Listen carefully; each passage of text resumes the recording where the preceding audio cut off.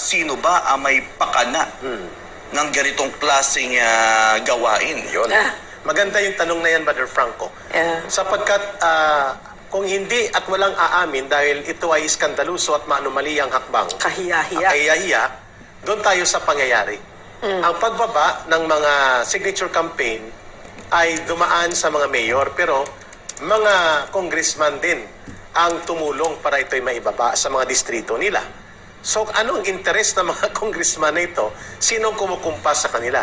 Alam na natin kung sinong namumuno sa House of Representatives. Kagawaran ng Departamento sa Edukasyon ay nagpapasalamat din tayo sa maagang pagposisyon at pagkondina o pagtatakwil ni Senator Amy Marcos at Senator Jinggoy Estrada sa maanumalia at iskandalusong... Si Senator Jinggoy and Senator JV also? Okay. Sa kanilang pagtatakwil naman, ma'am, sa maanumalia at iskandalusong pagpipirma sa alleged signature buying para ilusot kunwari na may pinipirmahan ang mga mamamayan para baguhin ang konstitusyon. Yung People's Initiative. Yung People's Initiative na isang peke at bugos na mga hakbang sapagkat ito'y diniklara na ng Supreme Court na illegal, walang enabling law, at ito'y exercise in futility. Subalit kumakalat at umaapaw, ma'am, ang mga formas na pinapaabot sa atin at tuloy-tuloy po ang pagtatanong ng taong bayan, saan po ito gagamitin?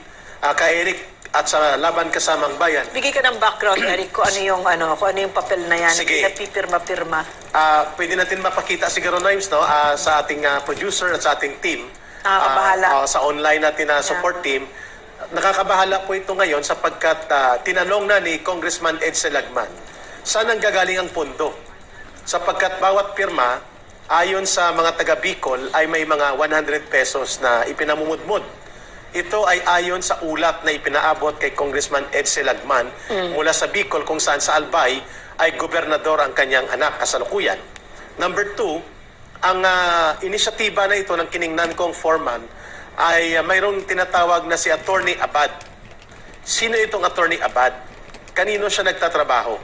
At ano ang kanyang organisasyon? Nakalagay po siya sa form eh. Pangatlo, ano po ang papel ng mga mayors at congressmen? Sapagkat ito'y binababa sa barangay, ang iba, sa aking barangay, for example, ma'am, nagtatanong sila kung ito ba'y para sa ayuda, para ba ito sa crisis intervention. So habang malawak ang mga pagtatanong at hindi malinaw ang mga motibo, mas lalong nagkakaroon ng pagdududa ang taong bayan na ito ay isang political maneuver, game plan, para palabasin na magkakaroon ng sentimiento ang mamamayan through pirma or signature campaign at i-convene ng House of Representatives kasi nakalagay doon sa form, parang ito ay isa-submit sa House of Representatives kina Speaker Martin Romualdez at sa kanila sa lower house ng Kongreso, hindi sa Senado. So kanino po nanggaling ang motibo, pundo, at ano ang layunin kasi hindi nakasulat anong babaguhin sa konstitusyon. So ang tinitingnan ngayon ng taong bayan, Miss Ina, Brother Franco, mga kababayan, ay gagamitin ito para baguhin ang konstitusyon at sasapawan ang independent participation ng Senado. Sapagkat iginigiit dito na House or Congress voting jointly. E di 318 sila at 224 lang ang mga senador. Pag nagbotohan, ma-outvoted talaga ang Senado. Ngayon, ang tanong ng mamamayan, kaninong interes at benepisyo ito? Lumalabas tuloy na itong pagpapapirma ay hindi para sa pagbabago ng konstitusyon lamang, kundi ito ay pagbabago mismo ng set-up ng gobyerno. At sa pamamagitan ng pagkilos ng lower house, iti-technical ngayon ang Senado sapagkat sasabihin sa kanila, Ma'am Lorraine, Miss Ina at Brother Franco, ito na ang sentimento ng mamamayan. People's Initiative ito. Kaya i-convene nyo ng sarili nyo na magbago ang konstitusyon and you should vote jointly. So ngayon, ang Senado, itcha-challenge ng lower house. Papayag ba dito mga senador? Nagsalita na po si Senator Amy Marcos at si Senator Jinggoy Estrada, and we know na malamang ito rin ang magiging pagtatanong ngayon ni Senator Robin Hood Padilla, Ma'am Lorraine, sapagkat hindi sincero at totoo ang layunin na para sa kabutihan ng mamamayan at pagsusulong ng kabutihan ng ating pamahalaan, kung hindi mga personal vested interest ng mga politiko na gusto ikutan ang ating saligang batas upang magkonsolida ng puder sa kanilang kamay. Ano, Correct. again, it's very shameless kasi very obvious naman, no? The naked lust for power of the speaker. Kasi ang kaduluduluhan nito ay gusto niya Puder. maging prime minister. Oh, yun talaga. Diba? So, it's a very cynical move again, no? Na it's not, I don't think it will ever work, no? Kasi ang dami mong nilabag na batas dito. It's not even a people's initiative. No. It's a congressional initiative, no? Na hindi yan ang nagpupush kasi dito yung mga kongresista which hindi yan papayagan ng ating batas, no? Correct. So I don't know, parang for me what is happening to this country, Grabe. what is happening to parang hindi na talaga uso delikadesa at prinsipyo dito, talagang garapalan, no? So yun yung why I don't think that this will work, because the Filipino people have matured and I have great faith in our institutions, the Supreme Court, the Senate, Yes. most of all to the Filipino people. Hindi nila And- palulusutin ito. Yeah, and sadly enough, I don't have that much faith in Congress right now. Yes. Frank, kung kami Correct. balita ka dyan. Yes, ka Eric, meron niya ditong natalakay na nakaraan patungkol sa merong dalawang senador na parehong anak ng presidente ang pumalag sa umunoy yung signature campaign. Ito panoorin natin dahil meron tayong video patungkol sa ganitong talakayan. Sige.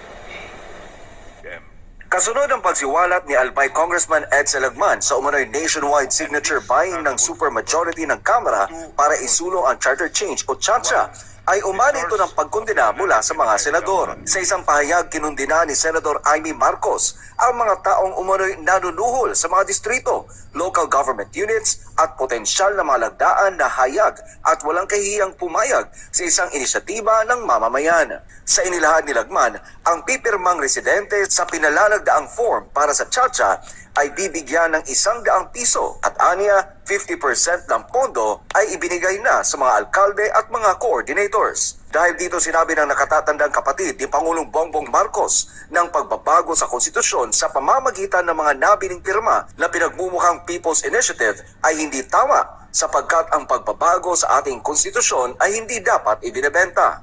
Ang pahayag ng senadora ay sinigundahan naman ni Senadora Jinggoy Estrada. Sinabi ni Jinggoy na dapat imbestigahan ang sinumang nasa likod ng nasabing nationwide campaign. Git niya, iligal ang pag-solicit ng pirma kapalit ng 100 piso para isulong ang charter change. Malinaw anya na paglabag ito sa saligang batas at pagsasantabi sa democratic process. Kaugnay nito ay mayroon ng inilabas na desisyon ang Korte Suprema sa pagsusulong ng People's Initiative taong 2006. Ayon sa Korte, bagamat ang pagbabago ng konstitusyon ay pinapayagan sa pamamagitan ng People's Initiative, ay wala namang compliant implementing law o enabling law para rito. Matatandaan na una nang ipinag-utos ni House Speaker Martin Romualdez sa nakaraang buwan ng Disyembre na ripasuhin ang saligang batas para malaman kung dapat ba itong baguhin upang maging mas kaakit-akit para sa mga foreign investors.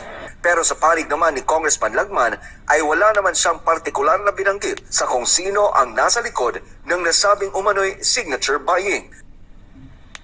Frank, Eric, nakita naman natin na naging pahayag ng ating mga senador patungkol dito na talaga namang hindi karapat-dapat na gawin yung ganitong klaseng pagbili ng pirma, paglagda nila. kung ito ay totoo, sapagkat na nagsiwalat si Congressman Lagman. Correct, Eric. Ang Oo. gusto ko lang dito itanong, para malaman din ng ating mga kababayan, ay yung sino ba ang may pakana ng ganitong klaseng gawain? Yun.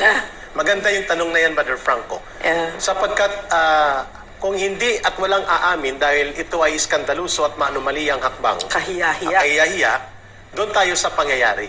Ang pagbaba ng mga signature campaign ay dumaan sa mga mayor, pero mga congressman din ang tumulong para ito'y maibaba sa mga distrito nila. So ano ang interes ng mga congressman na ito?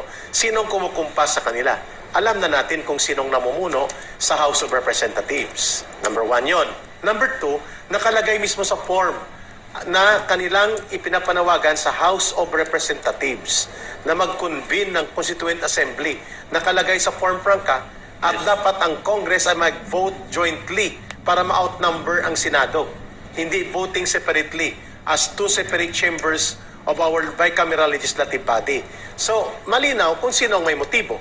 So, kung akong tatanungin mo, Frank, nanggaling ito sa mga operations ng House of Representatives. Ngayon, ititrace natin kanino konektado si Attorney Abad na nagpapakilalang para siya ang contact person ng nationwide signature campaign na ito. Ang pangatlo dyan, Frank, sa imong tinatanong kanina, tinanong na rin ito ni Congressman Lagman, hindi man ito aandar pag walang pundo. Lumalabas na may binaba na pundo sa mga mayor. Ang binabanggit kanina ni Congressman Lagman sa balita ay 50% of the budget na i-release na. So kung tag 100 pesos yan, ang target nila is mga 10 to 12 million signatures. Malaki yun, Frank. 100 billion ang gagamitin na pundo. So sino ang may kapasidad na gumastos ng hundreds of millions of pesos to close to several billions of pesos sa isang nationwide campaign na alanganin? Subalit alam natin na ang layunin ay gagamitin ito na tungtungan para, sabi nga ni Ma'am Noreen, i-convert ang Kongreso into Parliament. Ang senador ay papapayagin sila na i-absorb sila into a transition term, and then all of a sudden magre-resign daw ang presidente. Ito daw ang plano sapagkat magiging Prime Minister si Speaker of the House at hindi na magkakaroon ng eleksyon kung may lulusot nila before 2025. So, Balik ka, wait.